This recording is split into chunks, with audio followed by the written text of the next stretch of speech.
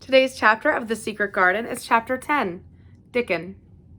The sun shone down for nearly a week on the secret garden. The secret garden was what Mary called it when she was thinking of it. She liked the name, and she liked still more the feeling that when its beautiful old walls shut her in, no one knew where she was. It seemed almost like being shut out of the world in some fairy place. The few books she had read and liked had been fairy story books, and she had read of secret gardens in some of the stories. Sometimes people went to sleep in them for 100 years, which she had thought must be rather stupid. She had no intention of going to sleep, and, in fact, she was becoming wider awake every day which passed at Misselthwaite. She was beginning to like to be out of doors. She no longer hated the wind, but enjoyed it. She could run faster and longer, and she could skip up to 100. The bulbs in the secret garden must have been much astonished. Such nice, clear places were made round them that they had all the breathing space they wanted, and really, if Mistress Mary had known it, they began to cheer up under the dark earth and work tremendously. The sun could get at them and warm them, and when the rain came down, it could reach them at once, so they began to feel very much alive. Mary was an odd, determined little person, and now she had something interesting to be determined about. She was very much absorbed indeed. She worked and dug and pulled up weeds steadily, only becoming more pleased with her work every hour instead of tiring of it. It seemed to her like a fascinating sort of play. She found many more of the sprouting pale green points than she had ever hoped to find.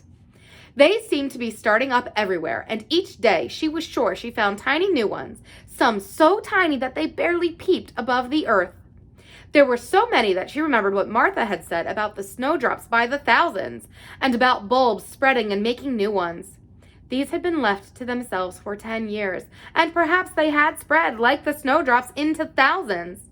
She wondered how long it would be before they showed what they were as flowers. Sometimes she stopped digging to look at the garden and to try to imagine what it would be like when it was covered with thousands of lovely things in bloom. During that week of sunshine, she became more intimate with Ben Weatherstaff. She surprised him several times by seeming to start up beside him as if she sprang out of the earth. The truth was that she was afraid that he would pick up his tools and go away if he saw her coming, so she always walked toward him as silently as possible. But, in fact, he did not object to her as strongly as he had at first. Perhaps he was secretly rather flattered by her evident desire for his elderly company. Then, also, she was more civil than she had been.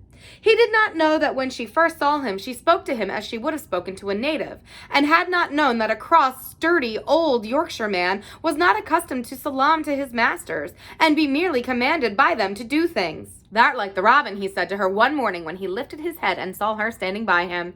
"I never know when I shall see thee, on which side they'll come from." "He's friends with me now," said Mary. "That's like him," snapped Ben Weatherstaff. "Making up to the women folk just for vanity and flightiness. There's nothing he wouldn't do for the sake of showing off and flirting his tail feathers. He's as full of pride as an egg's full of meat." He very seldom talked much, and sometimes did not even answer Mary's questions except by a grunt, but this morning he said more than usual. He stood up and rested one hobnailed boot on the top of his spade while he looked over at her. "How long hast thou been here?" he jerked out. "I think it's about a month," she answered. "That's beginning to do Misselthwaite credit," he said. "Thou's been fatter than thou was, and thou not quite so yeller. Thou looked like a young plucked crow when you first came into the garden. Thinks I to myself I never set eyes on an uglier, sour-faced young'un." Mary was not vain, and as she had never thought much about her looks, she was not greatly disturbed. "I know I'm fatter," she said. "My stockings are getting tighter. They used to make wrinkles." "There's the robin, Ben Weatherstaff." There indeed was the robin, and she thought he looked nicer than ever. His red waistcoat was as glossy as satin, and he flirted his wings and tail and tilted his head and hopped about with all sorts of lively graces. He seemed determined to make Ben Weatherstaff admire him, but Ben was sarcastic. "Ah, there thou art," he said. "Thou can put up with me for a bit sometimes when they got no one better. There's been a rendering up thy waistcoat and polishing thy feathers this 2 weeks. I know what thou's up to. Thou's courting some bold young madam somewhere, telling thy lies to her about being the finest cock robin on the Missel Moor, and ready to fight all the rest of 'em." "Oh, look at him!" exclaimed Mary. The robin was evidently in a fascinating, bold mood. He hopped closer and closer and looked at Ben Weatherstaff more and more engagingly. He flew on to the nearest currant bush and tilted his head and sang a little song right at him. "Thinks thou'll get me over by doing that," said Ben, wrinkling up his face in such a way that Mary felt sure he was trying not to look pleased. "That thinks no one can stand out against thee, that's what the thinks."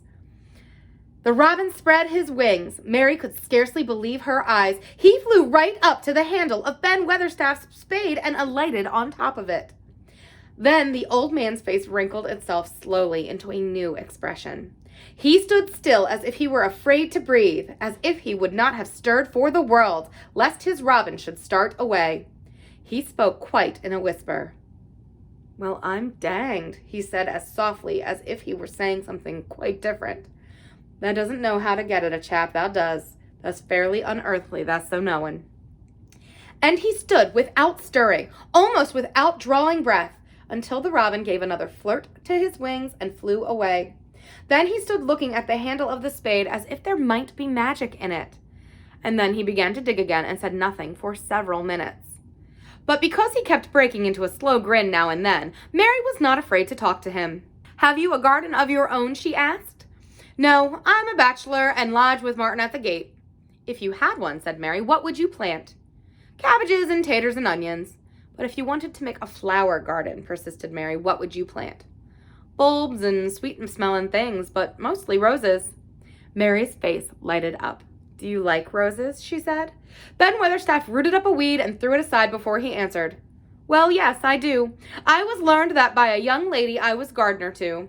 She had a lot in place she was fond of, and she loved 'em like they was children, or robins. I've seen her bend over and kiss 'em." He dragged out another weed and scowled at it. "That were as much as 10 year ago now." "Where is she now?" asked Mary, much interested. "Heaven," he answered, and drove his spade deep into the soil, according to what the parson says. "What happened to the roses?" asked Mary again, more interested than ever. "They was left to themselves." Mary was becoming quite excited. "Did they quite die? Do roses quite die when they are left to themselves?" she ventured. "Well, I'd got to like 'em, and I liked her, and she liked 'em," Ben Weatherstaff admitted reluctantly. "Once or twice a year I'd go and work at 'em a bit, prune 'em and dig 'em about the roots. They run wild, but they was in rich soil, so some of 'em lived." "When they have no leaves and look gray and brown and dry, how can you tell whether they are dead or alive?" inquired Mary. "Wait till the spring gets at 'em. Wait till the sun shines on the rain and the rain falls on the sunshine, and then they'll find out." "How? How?" cried Mary, forgetting to be careful. "Look along the twigs and branches, and if they see a bit of brown lump swelling here and there, watch it after the warm rains and see what happens." He stopped suddenly and looked curiously at her eager face. "Why does they care so much about roses and such all of a sudden?" he demanded. Mistress Mary felt her face grow red. She was almost afraid to answer. I want to play that I have a garden of my own," she stammered. There is nothing for me to do. I have nothing and no one." "Well," said Ben Weatherstaff slowly as he watched her, "that's true, there hasn't." He said it in such an odd way that Mary wondered if he was actually a little sorry for her. She had never felt sorry for herself. She had only felt tired and cross because she disliked people and things so much. But now the world seemed to be changing and getting nicer. If no one found out about the secret garden, she should enjoy herself always. She stayed with him for 10 or 15 minutes longer and asked him as many questions as she dared. He answered every one of them in his queer grunting way, and he did not seem really cross and did not pick up his spade and leave her. He said something about roses just as she was going away, and it reminded her of the ones he had said he had been fond of. "Do you go and see those roses now?" she asked. "Not been this year. My rheumatics has made me too stiff in the joints." He said it in his grumbling voice, and then quite suddenly he seemed to get angry with her, though she did not see why he should. "Now look there," he said sharply. "Don't ask so many questions. That are the worst wench for asking questions I've ever came across. Get thee gone and play thee. I've done talking for the day." And he said it so crossly that she knew there was not the least use in staying another minute.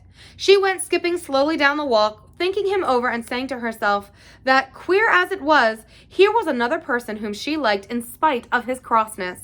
She liked old Ben Weatherstaff. Yes, she did like him. She always wanted to try to make him talk to her. Also, she began to believe that he knew everything in the world about flowers. There was a laurel-hedged walk which curved around the secret garden and ended at a gate which opened into a wood in the park. She thought she would skip round this walk and look into the wood and see if there were any rabbits hopping about. She enjoyed the skipping very much, and when she reached the little gate, she opened it and went through because she heard a low, peculiar whistling sound and wanted to find out what it was. It was a very strange thing indeed. She quite caught her breath as she stopped to look at it. A boy was sitting under a tree with his back against it, playing on a rough wooden pipe. He was a funny-looking boy, about 12. He looked very clean, and his nose turned up, and his cheeks were as red as poppies, and never had Mistress Mary seen such round and such blue eyes in any boy's face. And on the trunk of the tree he leaned against, a brown squirrel was clinging and watching him, and from behind a bush nearby a cock pheasant was delicately stretching his neck to peep out, and quite near him were 2 rabbits sitting up and sniffing with tremulous noses, and actually it appeared as if they were all drawing near to watch him and to listen to the strange low little call his pipe seemed to make. When he saw Mary, he held up his hand and spoke to her in a voice almost as low as rather like his piping. "Don't move," he said. "It'll fright them." Mary remained motionless. He stopped playing his pipe and began to rise from the ground. He moved so slowly that it scarcely seemed as though he were moving at all. But at last he stood on his feet, and then the squirrel scampered back up into the branches of his tree, the pheasant withdrew his head, and the rabbits dropped on all fours and began to hop away, though not at all as if they were frightened. "I'm Dickon," said the boy. "I know that, Miss Mary." Then Mary realized that somehow she had known at first he was Dickon. Who else could have been charming rabbits and pheasants as the natives charm snakes in India? He had a wide, red, curving mouth, and his smile spread over his face. "I got up slow," he explained, "because if it makes a quick move, it startles them. A body has to move gentle and speak low when wild things is about." He did not speak to her as if they had never seen each other before, but as if he knew her quite well. Mary knew nothing about boys, and she spoke to him a little stiffly because she felt rather shy. "Did you get Martha's letter?" she asked. He nodded his curly, rust-colored head. "That's why I come." He stooped to pick up something which had been lying on the ground beside him when he piped. "I've got the garden tools. There's a little spade and rake and a fork and hoe. They are good uns. There's a trowel, too. And the woman in the shop threw in a packet of white poppy and one a blue larkspur when I bought the other seeds." "Will you show the seeds to me?" Mary said. She wished she could talk as he did. His speech was so quick and easy. It sounded as if he liked her and was not the least afraid she would not like him, though he was only a common Moor boy in patched clothes and with a funny face and a rough, rusty red head. As she came closer to him, she noticed that there was a clean, fresh scent of heather and grass and leaves about him, almost as if he were made of them. She liked it very much, and when she looked into his funny face with the red cheeks and round blue eyes, she forgot that she had felt shy. "Let us sit down on this log and look at them," she said. They sat down, and he took a clumsy little brown paper package out of his coat pocket. He untied the string, and inside there were ever so many neater and smaller packages, with a picture of a flower on each one.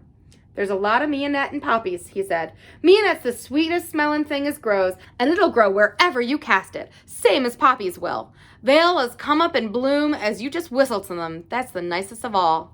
He stopped and turned his head quickly, his poppy-cheeked face lighting up. "Where's that robin as is calling us?" he said. The chirp came from a thick holly bush, bright with scarlet berries, and Mary thought she knew whose it was. "Is he really calling us?" she asked. "Aye," said Dickon, as if it was the most natural thing in the world. "He's calling someone he's friends with. That's the same as saying, 'Here I am, look at me, I want a bit of a chat.' There he is in the bush. Whose is he?" "He's Ben Weatherstaff's, but I think he knows me a little," answered Mary. "Aye, he knows thee," said Dickon in his low voice again, "and he likes thee. He took thee on. He'll tell me all about thee in a minute." He moved quite close to the bush with the slow movement Mary had noticed before, and then he made a sound almost like the robin's own twitter. The robin listened a few seconds intently, and then answered quite as if he were replying to the question. "Aye, he's a friend of yours," chuckled Dickon. "Do you think he is?" cried Mary eagerly. She did so want to know. "Do you really think he likes me?" "He wouldn't come as near thee if he didn't," answered Dickon. "Birds is rarer choosers, and a robin can flout a body worse than a man. See, he's making up to thee now. Cannot you see it, chap, he's saying?" and it really seemed as if it must be true. He so sidled and twittered and tilted as he hopped on his bush. "Do you understand everything birds say?" said Mary. Dickon's grin spread wide until he seemed all wide, red, curving mouth, and he rubbed his rough head. "I think I do, and they think I do," he said. "I've lived on the moor with them so long. I've watched 'em break shell and come out and fledge and learn to fly and begin to sing till I think I'm one of 'em. Sometimes I think p'raps I'm a bird, or a fox, or a rabbit, or a squirrel, or even a beetle, and I don't know it." He laughed and came back to the log and began to talk about the flower seeds again. He told her what they looked like when they were flowers. He told her how to plant them and watch them and feed and water them. "See there," he said suddenly, turning round to look at her. "I'll plant them for thee myself. Where's the garden?" Mary's thin hands clutched each other as they lay on her lap. She did not know what to say, so for a whole minute she said nothing. She had never thought of this. She felt miserable, and she felt as if she went red and then pale. "That's got a bit of garden, hasn't it?" Dickon said. It was true that she had turned red and then pale. Dickon saw her do it, but as she still said nothing, he began to be puzzled. "Wouldn't they give thee a bit?" he asked. "Hasn't thee got any yet?" She held her hands tighter and turned her eyes toward him. "I don't know anything about boys," she said slowly. "Could you keep a secret if I told you one? It's a great secret. I don't know what I should do if anyone found out. I believe I should die." She said the last sentence quite fiercely. Dickon looked more puzzled than ever and even rubbed his hand over his rough head again, but he answered quite good-humoredly. "I'm keeping secrets all the time," he said. "If I couldn't keep secrets from the other lads, secrets about fox cubs and birds' nests and wild things' holes, they might be not safe on the moor. I can keep secrets." Mistress Mary did not mean to put out her hand and clutch his sleeve, but she did. "I've stolen a garden," she said very fast. "It isn't mine. It isn't anybody's. Nobody wants it. Nobody cares for it. Nobody ever goes into it. Perhaps everything is dead in it already. I don't know." She began to feel hot and as contrary as she had ever felt in her life. I don't care. Nobody has any right to take it from me when I care about it, and they don't. They're letting it die all shut in by itself." She ended passionately, and she threw her arms over her face and burst out crying. Poor little Mistress Mary. Dickon's curious blue eyes grew rounder and rounder. He said, drawing his exclamation out slowly. The way he did meant both wonder and sympathy. "I've nothing to do," said Mary. "Nothing belongs to me. I found it myself, and I got into it myself. I was only just like the robin, and they wouldn't take it from the robin." "Where is it?" asked Dickon in a dropped voice. Mistress Mary got up from the log at once. She knew she felt contrary again, and obstinate, but she did not care at all. She was imperious and Indian, and at the same time hot and sorrowful. "Come with me, and I'll show you," she said. She led him round the laurel path and to the walk where the ivy grew so thickly. Dickon followed her with a queer, almost pitying look on his face. He felt as if he were being led to look at some strange bird's nest and must move softly. When she stepped to the wall and lifted the hanging ivy, he started. There was a door, and Mary pushed it slowly open, and they passed in it together. And then Mary stood and waved her hand round defiantly. "It's this," she said. "It's a secret garden, and I'm the only one in the world who wants it to be alive." Dickon looked round and round it again. He almost whispered, "It is a queer, pretty place. It's like as if a body was in a dream." I'll see you tomorrow for chapter 11. Have a great day. Bye.